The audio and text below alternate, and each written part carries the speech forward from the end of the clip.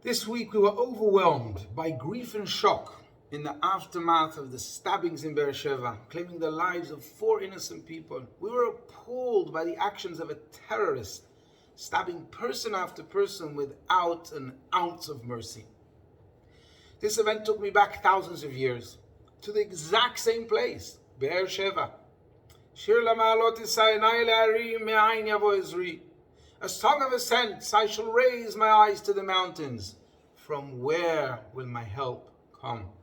The Midrash attributes these very words from Psalm 121 to Jacob, Yaakov Avinu, our forefather, which he said on his journey when he left Beer Sheva, on his way to Haran.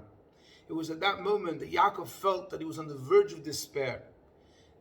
Darkness engulfed him. Emotionally, financially, he felt forlorn, a solitary man in a vast, mean universe where his only brother was out to kill him.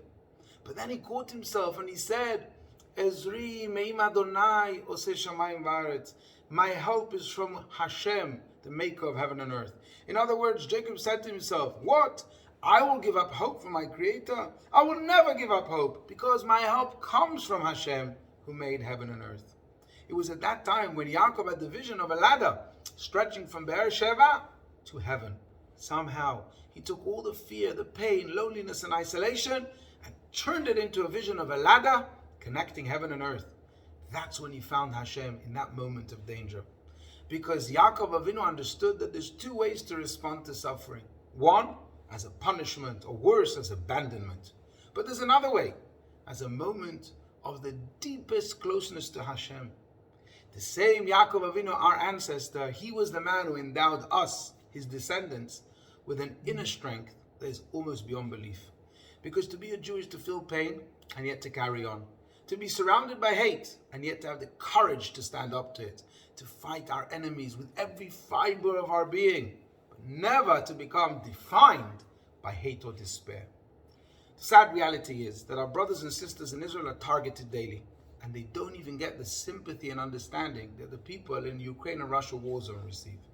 Sadly and pathetically, so many world leaders are clueless to the severity of the situation. Some, for example, are busy blaming terror in Israel on the construction in the West Bank. To me, it's like blaming Hitler's evil on Goldberg not paying taxes to Germany. But we are Am Yisrael Chai, because Yaakov Avinu, as we explained, had one extraordinary strength of character with which he endowed us, his children. And we need it today more than ever before. We must remember, Ezri me'im Adonai oseh shamayim va'aretz. Our help is from Hashem, the maker of heaven and earth. And this, no one can beat. Shabbat Shalom.